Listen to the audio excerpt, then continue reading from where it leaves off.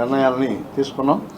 మీకు అందరికీ తెలుసు, ఒక బోర్డు మెంబరు నరేష్ గారు బాలాజీ అనేటువంటి ఉద్యోగి పైన ఒక బాధ్యత కలిగినటువంటి బోర్డు మెంబరు, సభ్యతా సంస్కారం ఉండాలి. నిత్యం కోట్లాది మంది వచ్చేటువంటి భక్తుల యొక్క సౌకర్యాలని మరింత మెరుగుపరచడానికి వీళ్ళు పనిచేయాలి. అటువంటి వాళ్ళు నిన్న వ్యవహరించినటువంటి పద్ధతి మొత్తం ప్రపంచం చూసింది. దీనిలో అక్కడున్నటువంటి వ్యక్తిని యాక్చువల్గా దర్శనం చేసుకొని బయటకు వచ్చారు. మహాద్వారం ఎంట్రన్స్కి కానీ ఎగ్జిట్కి కానీ కొన్ని నియమ నిబంధనల్ని టీటీడీ యాజమాన్యం పాటిస్తూ ఉంది. మహాద్వారం ఎగ్జిట్లో కూడా ఇటీవల కాలంలో కుడి ముందర చాలామంది ఈ ప్రెస్ మీట్లు పెట్టి కొంత డిస్టర్బెన్సెస్ వస్తున్నాయని చెప్పని ఎగ్జిట్ గేట్లో కూడా ఎవరైనా వీఐపీలను కూడా అనుమతించకూడదు అనేటువంటి ఒక బోర్డును కూడా ఆడ పెట్టారు. ఆ పెట్టినటువంటి పరిస్థితుల్లో బోర్డు మెంబరు వచ్చాడు. అక్కడున్నటువంటి అటెండరు చెప్పాడు, అయ్యా ఈ దారిలో వెళ్ళొద్దని చెప్పినారని. అది కూడా బోర్డు మెంబర్కి చెప్పలా, మామూలు అతనికి ఉన్నటువంటి అటెండర్కి చెప్పాడు. అయినా బోర్డు మెంబర్ వచ్చాడు అనేటువంటి గౌరవంతో ఆయన బేగాలు తీశాడు. కూడా తీస్తే చాలా బూతులు నా కొడకలారా అనేటువంటి పద్ధతిలో మాట్లాడడం, ఇక్కడ అసలు ఉన్ని వద్దని అనేటువంటి పద్ధతిలో మాట్లాడడం చాలా హేయమైనటువంటి విషయం. ఇది ఒక సంఘటన. గతంలో పనబాక లక్ష్మి గారు ఎమ్మెల్యే ప్లస్ బోర్డు మెంబర్, ఆమె కూడా చక్రస్నానం రోజు ఒక ఇన్సిడెంట్ జరిగిందని చెప్పని ఒక 2 నిమిషాలు నిలబెట్టినారని చెప్పి ఒక అసిస్టెంట్ని సస్పెండ్ చేశారు. మహాద్వారంలో పడికావల దగ్గర సూపరింటెండెంట్ని ట్రాన్స్ఫర్ చేశారు. ఇట్లా చాలా ఇన్సిడెంట్స్ ఒక 2-3 నెలలుగా చాలా ఇన్సిడెంట్స్ కోయిన్సైడ్ అయ్యి ఉద్యోగస్తులు చాలా తీవ్రంగా మానసికంగా ఇబ్బంది పడేటువంటి పరిస్థితి అనేటువంటిది వచ్చింది. ఈ స్థితిలో ఎవరైతే కస్టోడియన్గా ఉండాల్సినటువంటి ఒక బోర్డు మెంబరు ఈ రకమైనటువంటి పద్ధతిలో వ్యవహరించడాన్ని టీటీడీలో ఉన్నటువంటి అన్ని ఉద్యోగ సంఘాలు ఇర్రెస్పెక్టివ్ ఆఫ్ క్యాస్ట్ క్యాడరు అన్ని సంఘాలు కలిపి ఈరోజు సమావేశమై ఒక నిర్ణయం తీసుకున్నాయి. ఆ నిర్ణయం రేపు ఉదయం 9:30 గంటలకు టీటీడీ అడ్మినిస్ట్రేషన్ బిల్డింగ్ ముందు నిరసన తెలియజేయాలని చెప్పి నిర్ణయించాం. 9:30 నుంచి 10:30 వరకు. అదేవిధంగా ఇప్పుడు మన మంత్రి నారా లోకేష్ గారిని కూడా ఇప్పుడు అవకాశం ఉంటే వెళ్ళి కలిసి ఒక రిప్రజెంటేషన్ ఇచ్చి అతన్ని ముందు వెంటనే బోర్డు మెంబర్ నుంచి మెంబర్షిప్ రద్దు చేయాలి. అదేవిధంగా అతను బహిరంగంగా టీటీడీ ఉద్యోగస్తులందరికీ క్షమాపణ చెప్పాలి. అదేవిధంగా ఈ కాలంలో అకారణంగా చేసినటువంటి సస్పెన్షన్లన్నింటినీ ట్రాన్స్ఫర్లన్నింటినీ ఏది ఒక రీజన్ అనేటువంటిది లేకుండా ఈరోజు చేస్తున్నటువంటి మనం లక్షలాది మంది భక్తులు వచ్చి వాళ్ళు రోజుల తరబడి నిలబడుతున్నారు.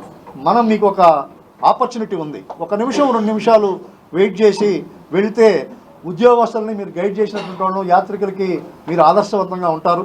కాబట్టి అటువంటి పద్ధతుల్లో ఈ బోర్డు వ్యవహరించాలని చెప్పి మేము కోరుకుంటున్నాం. అందుకని ఈ యాక్షన్ ప్లాన్ని మేము ప్రకటించాం. రేపు టీటీడీ యాజమాన్యం ప్రభుత్వం దీనిపైన తీసుకునేటువంటి చర్యలను బట్టి మా భవిష్యత్ కార్యాచరణ కూడా ఉంటుంది. కాబట్టి ఇదేదో ఒక సంఘం టీటీడీలో ఉన్నటువంటి కాదు, అన్ని సంఘాలు కలిసి కలెక్టివ్గా ఈ డెసిషన్ని తీసుకున్నాం.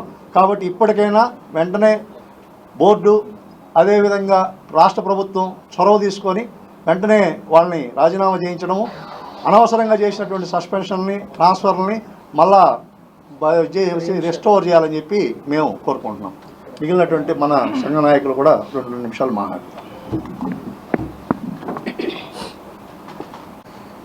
ఈరోజు ఈ మీడియా సమావేశాన్ని నిర్వహించడానికి గల కారణం అందరికీ తెలిసిందే. నిన్న సాక్షాత్తు ఆ కలియుగ వెంకటేశ్వర స్వామి అయినటువంటి శ్రీవారి ఆలయం వద్ద ఏదైతే మా టీటీడీ ఉద్యోగి బాలాజీ అనే మా ఉద్యోగి విధులను నిర్వహిస్తున్న సందర్భంలో అక్కడ ఎప్పుడు కూడా దర్శనం అయిన తర్వాత మహాద్వారం నుంచి గతంలో ఆ ఎగ్జిట్ పంపించేవారు. కానీ అక్కడ కొన్ని ఫోటోషూట్లు కొన్ని ఫోటోల వీఐపీలందరూ ఫోటోలు దిగుతున్నారనే కారణంతో ఆ గేట్ ద్వారా ఎవరిని పంపించొద్దని చెప్పి టీటీడీ ఉన్నతాధికారులు ఆదేశాల ప్రకారం అక్కడ ఉన్నటువంటి బాలాజీ అనే మా ఉద్యోగి ఎవరిని కూడా అనుమతించకుండా అధికారులు ఇచ్చినటువంటి సూచనల్ని పాటిస్తూ ఉండడంతో అప్పుడే దర్శనం చేసుకున్నటువంటి బోర్డు మెంబరు నరేష్ గారు వారి అటెండర్ ముందు రావడం, ముందు వచ్చిన అటెండరు ఈ విధంగా బోర్డు మెంబర్ వచ్చారు గేట్ తీయండి అని చెప్పడం, ఈ బాలాజీ అనే మా ఉద్యోగి సాటి ఎంప్లాయీతో ఇటు సైడు పంపించకూడదని అధికారులు చెప్పారు కదా అన్న, మీకు తెలుసు కదా అని చెబుతూ బోర్డు మెంబర్ పైన ఉన్నటువంటి మర్యాదతో ఆ బీగాలను కూడా ఓపెన్ చేసి గేట్ని ఓపెన్ చేయడం జరిగింది. ఇదంతా చూసినటువంటి బోర్డు మెంబర్ ఎవరైతే ఉన్నారో నరేష్ కుమార్ గారు మా ఉద్యోగి పైన దురుసుగా ప్రవర్తిస్తూ థర్డ్ క్లాస్ నా కొడక అని బూతు పదాలు వాడుతూ వాళ్ళ ఇంట్లో ఉన్నటువంటి తల్లిదండ్రుల్ని కించపరిచేలా వల్గర్ లాంగ్వేజ్ని యూజ్ చేసి మా ఉద్యోగి యొక్క మనోభావాల్ని దెబ్బతీయడం జరిగింది. అదంతా మీరు వీడియోలో కూడా నిన్నంతా కూడా మీరు చూసే ఉంటారు. గతంలో కూడా ఇదే విధంగా వరాహస్వామి టెంపుల్లో పుష్కరిణిలోకి ఎవరిని అనుమతించకూడదనే ఆదేశాల ప్రకారం అక్కడ విధులు నిర్వహిస్తున్నటువంటి సూర్య అనే అతను బోర్డు మెంబర్ని అనుమతించకుండా ఉండటంతో వారు ఈఓ గారికి కంప్లైంట్ చేసి ఆ యొక్క ఉద్యోగి సూర్య అనే వ్యక్తిని కూడా సస్పెండ్ చేసే విధంగా చర్యలు తీసుకోవడం జరిగింది. అలాగే శ్రీవారి ఆలయంలో పడికావల్లో ఒక సూపరింటెండెంట్ ఒక అటెండరు గేటు తాళాలు ఓపెన్ చేయలేదని చెప్పి విఐపి వస్తే వాళ్ళిద్దరిని అక్కడి నుంచి ట్రాన్స్ఫర్ చేయడం జరిగింది. ఇది మూడో ఇన్సిడెంట్ నిన్న బాలాజీది. వరుసగా ఈ 2-3 నెలల్లో ఈ విధంగా టీటీడీ ఉద్యోగులపైన కక్ష సాధింపు చర్యలు చేపట్టడం అనేది టీటీడీ ఉద్యోగ సంఘ నాయకులుగా మేమందరం కూడా తీవ్రంగా ఖండిస్తూ ఉన్నాం. ఈ యొక్క చర్య ఏదైతే ఉందో నరేష్ అనే బోర్డు మెంబరు వాడినటువంటి భాషకి బేషరత్తుగా ఎవరైతే బాలాజీ అనే ఉద్యోగికి ఆయన క్షమాపణలు చెప్పాలి. అలాగే టీటీడీ ఉద్యోగుల మనోభావాలు కూడా ఇందువల్ల దెబ్బతిన్నాయి.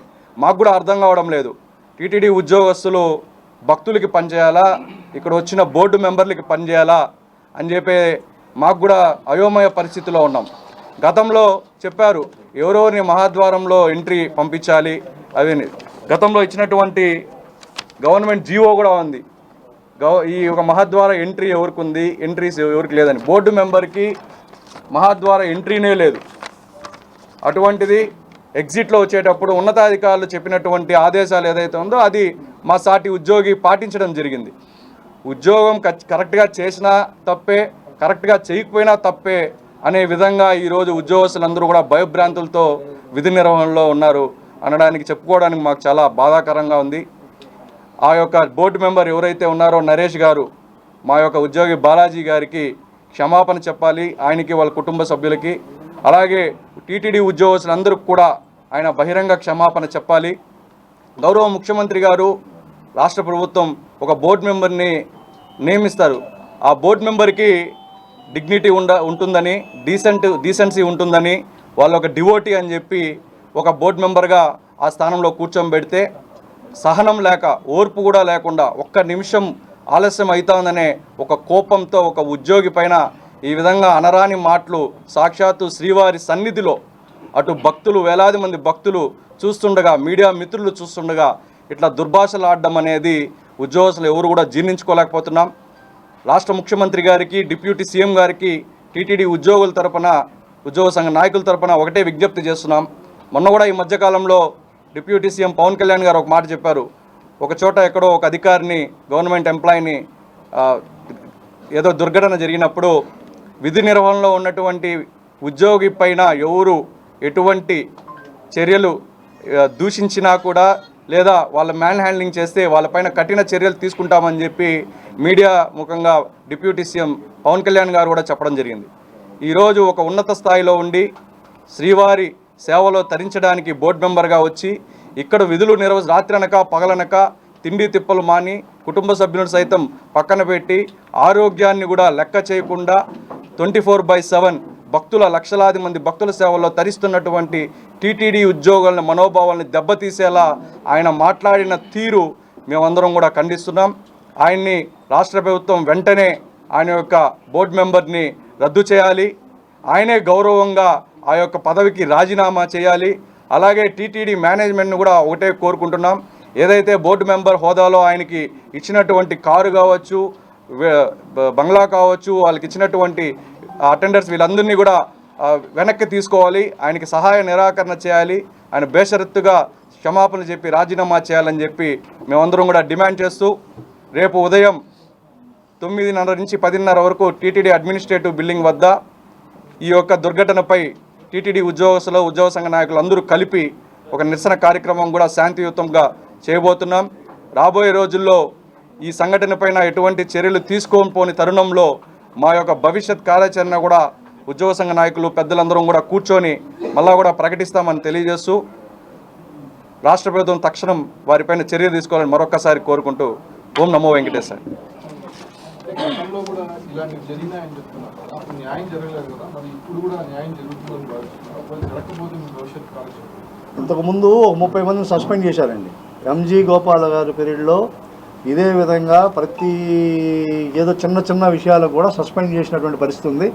ఆ రోజు కూడా మేమందరూ ఇమీడియట్గా చాలా కాలం కొంతకాలం ఓర్పుగా వ్యవహరించిన తర్వాత మేమందరం కూడా ధర్నాకు పోయి సిద్ధమైందాం. ధర్నా చేసిన తర్వాత టీటీడీ మేనేజ్మెంటు వాళ్ళందరినీ కూడా రెస్టోర్ చేయడం అనేటువంటిది జరిగింది. గతంలో చాలా ఇన్సిడెంట్లలో కూడా మేము రియాక్ట్ అయినాము. ఆ విధంగా వాళ్ళు కూడా పరిష్కారం చేసినటువంటి పరిస్థితి ఉంది. పరిష్కారం చేయకుండా, జటిలం చేయకుండా సమస్యని పరిష్కారం చేసే బాధ్యత ప్రభుత్వం, టీటీడీ బోర్డు చైర్మన్ తీసుకోవాలి. ఒకవేళ వాళ్ళు తీసుకోకపోతే అప్పుడు ఏం చేయాలనేటువంటిది అప్ టు డేట్ ఆ రోజుకు ఉన్నటువంటి పరిస్థితులను బట్టి అప్పటికప్పుడు నిర్ణయాలు తీసుకోవడం అనేది చేస్తాం. అదే నేను ఇంతకుముందే చెప్పాను మీకు, ఇదేదో ఒక సంఘం తరపున కాకుండా అన్ని సంఘాలు కలిపి ఒక కలెక్టివ్గా మా ఉద్యోగుల పైన కంటిన్యూగా జరుగుతున్నటువంటి దాడుల పైన అందరం కలిపి ఒకటిగా నిర్ణయం తీసుకున్నాం కాబట్టి కలెక్టివ్గానే దీనిపైన డెసిషన్ తీసుకుంటాం. దీంట్లో ఎక్కడ డీవియేషన్ ఉన్నటువంటి పరిస్థితి కూడా లేదు.